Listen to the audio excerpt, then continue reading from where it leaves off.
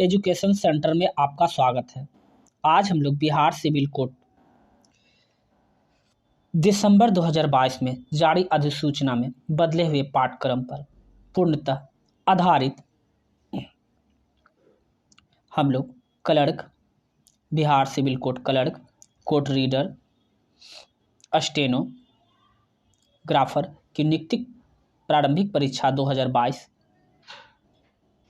का हम लोग हिंदी सेट 1 करने वाले, हिंदी भाषा एवं व्याकरण का सेट नंबर 1 करने वाले हैं, जिसमें आपको 20 क्वेश्चन देखने को मिलेगा।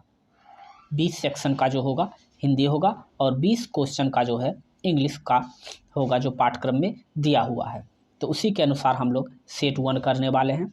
यदि इस चैनल पर आप लोग पहली बार विजिट किए हैं तो चैनल को सब्सक्राइब कर लीजिए और बेल आइकन को दबाना ना भूलें, ताकि जब भी कोई न्यू वीडियो अपलोड हो उसका नोटिफिकेशन पहुंचे सबसे पहले आपको। तो चलिए हिंदी भाषा को हम लोग शुरू करने वाले हैं। आज के सेट का पहला प्रश्न है, यति का अर्थ है। यति का क्या अर्थ है? तो अगर बात किया जाए यति के अर्थ का, तो चरण का अर्थ होता है पग। यति का अर्थ जो है विराम होता है। यति का अर्थ जो होता है विराम होता है। ऑप्शन नंबर सी इसका क्या हो जाएगा? सही उत्तर हो जाएगा। अगर गण की बात की जाए, इससे रिलेटेड फैक्ट भी हम लोग जानते चलते हैं। ये गण का मतलब होता है दल होता है। गण का मतलब जो होता है दल होता है, दल या समूह। प्रवाह का अर्थ धारा होता है। अगला प्रश्न जो है दूसरा क्वेश्चन का जो है, परीक्षा केंद्र में इनमें से कौन सा समास है? अगला प्रश्न जो पूछा गया है कि परीक्षा केंद्र में कौन सा समास है? तो ये ध्यान रखिएगा, संप्रदाय तत्पुरुष है। अब तत्पुरुष समास की बात की जाए तो जिस समास में पूर्व पद गौण तथा उत्तर पद प्रधान होता है उसे तत्पुरुष समास कहते हैं। दोनों पदों के बीच परसर्ग का लोप रहता है, उसे परसर्ग के आधार पर तत्पुरुष समास के 6 भेद होते हैं। यहाँ पर दिया हुआ है परीक्षा का केंद्र। परीक्षा केंद्र, तो परीक्षा का केंद्र में संप्रदाय तत्पुरुष है। तीसरा प्रश्न है, निर्गुण शब्द में कौन सी संधि है? निर्गुण शब्द में कौन सी संधि है? तो निर्गुण का जो होता है संधि विच्छेद अगर कीजिएगा तो क्या होता है? निह जोड़ गुण। निह जोड़ गुण, तो निह क्या हो गया? विसर्ग संधि। तो ऑप्शन नंबर ए इसका क्या हो जाएगा? सही उत्तर हो जाएगा।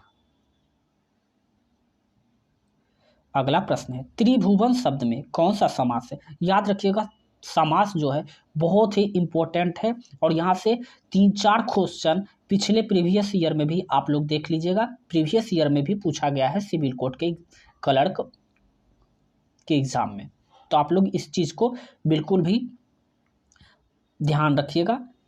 त्रिभुवन है, त्रिभुवन शब्द में कौन सा समास है? तो त्रिभुवन में जो है ऑप्शन नंबर सी द्विगु समास है। यहाँ पर त्रिभुवन आया है अर्थात संख्यावाचक का बोध हुआ है। संख्यावाचक जो होता है जैसे कि त्रिफला हो, त्रिभुवन हो, चौराहा हो, नवग्रह हो, पंचवटी हो, अठन्नी हो, तो ये सभी जो होता है द्विगु समास के उदाहरण है। जैसे जैसे मिलते जाएगा हम आप लोगों को बताते जाएंगे। अगला प्रश्न है, दांत गिनाना मुहावरे का अर्थ क्या है? तो दांत गिनाना मुहावरे का अर्थ है उम्र का पता लगाना। उम्र का पता लगाना। ऑप्शन नंबर बी इसका क्या हो जाएगा? सही उत्तर हो जाएगा। जो ना जाना गया हो, इस वाक्यांश के लिए सही शब्द कौन सा है? जो ना जाना गया हो उसे, इसके लिए सही शब्द क्या होगा? उपयुक्त शब्द क्या होगा? तो इसका सही उत्तर क्या हो जाएगा? अज्ञात होगा। अज्ञात, जिसके बारे में कोई जानकारी नहीं हो। दिए गए विकल्पों में से कौन सा विकल्प फूल शब्द का समानार्थी शब्द है? तो फूल का समानार्थी शब्द क्या होता है?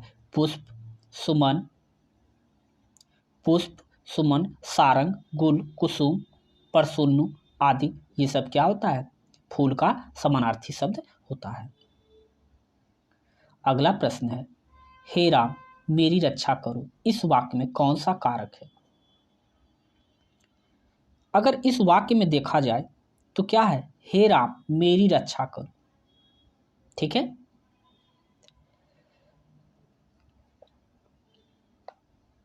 यहां पर क्या हो जाएगा?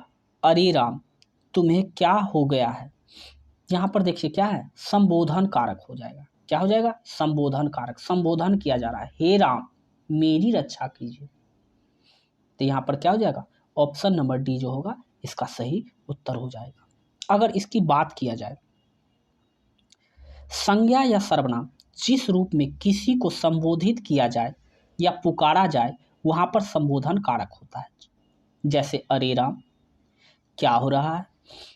यहां पर संबोधन किसको किया जा रहा है? राम को। यहां पर देखिए हे राम, तो यहां पर संबोधन किसको किया जा रहा है? राम को, राम को, राम भगवान को। तो यहां पर क्या हो जाएगा? संबोधन कारक हो जाएगा। यहां देखिए, यहां भी बहुत इस तरह के क्वेश्चन आपको देखने को मिल जाएंगे। महादेवी वर्मा द्वारा की कीर्तियामा है, महादेवी वर्मा की कीर्तियामा है, वह क्या है? इसका सही उत्तर जो होगा काव्य संग्रह है। क्या है? काव्य संग्रह। इस तरह के प्रश्न बहुत पूछे जाते हैं, खास करके बिहार में। एक एक क्वेश्चन को इग्नोर मत कीजिएगा, क्योंकि कट ऑफ आप लोगों को पता है बहुत हाई जाने वाला है।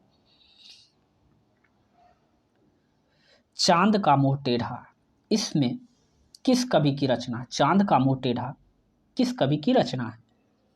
तो चांद का मुंह टेढ़ा ये तो बहुत ही प्रसिद्ध रचनाकार मुक्तिबोध की रचना है। मुक्तिबोध की रचना है चांद का मुंह टेढ़ा है। अगला प्रश्न जो है, इनमें से कौन सा शब्द है उपमा का पर्यायवाची शब्द नहीं है?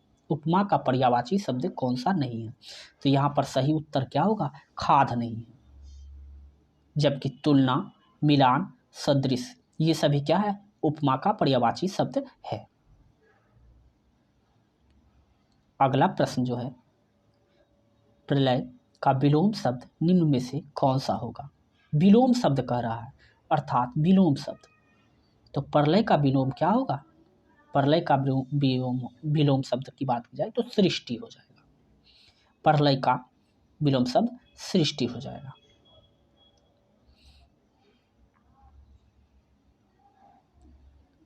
अगला प्रश्न जो है, जहरीला शब्द में प्रत्यय है, जहरीला शब्द में प्रत्यय है। तो जहरीला शब्द में जो है इला प्रत्यय है।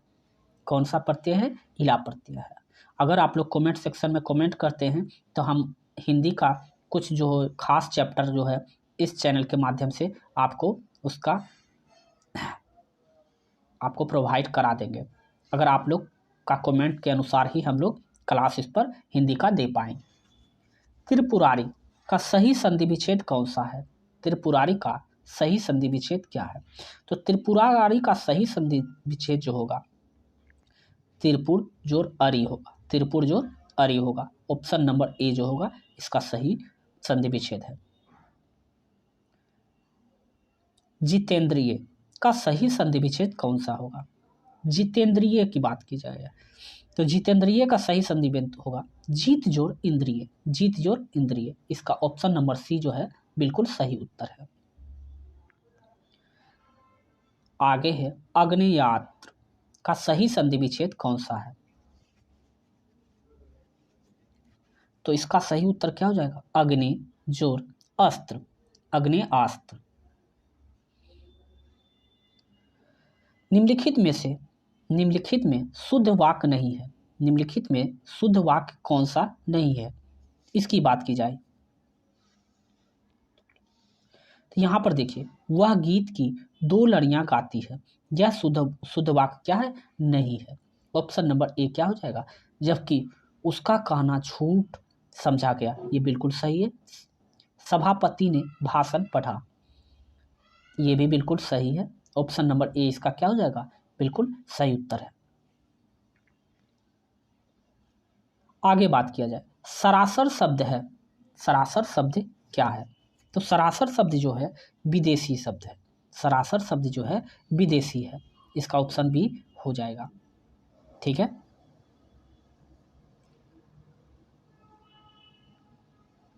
को व्यंजन है, को व्यंजन है, तो को व्यंजन जो है अघोष है। क्या है? को व्यंजन जो है अघोष है। अघोष किसे कहते हैं वो जान लेते हैं। अघोष वर्ण उच्चारण में स्वर्ण तंत्रियों को कंपन होती है, ऐसे वर्ण को अघोष कहते हैं। ठीक है। अघोष वर्ण जो होता है वर्ण उच्चारण में स्वर तंत्रियों का जो कंपन होती है, इसे ही वर्ण कहते हैं। क्या कहते हैं? वर्ण कहते हैं। जैसे कि प्रत्येक वर्ग का पहला और दूसरा वर्ग वर्ण होता है, जैसे क, ख, च, छ, यानी प्रत्येक वर्ण का पहला यानी क और दूसरा ख वर्ण जो होता है, ये क्या होता है? वर्ण होता है। ठीक है। उस व्यंजन होता है तालव्य स्व, मूर्धन्य स्व, दंत स्व। आज के सेट का आखिरी सवाल जो है, इनमें से आगे नात न पीछे पगहा लोकोक्तियां में क्या अर्थ है? आगे नात न पीछे पगहा का लोकोक्तियां जो है का अर्थ क्या होता है?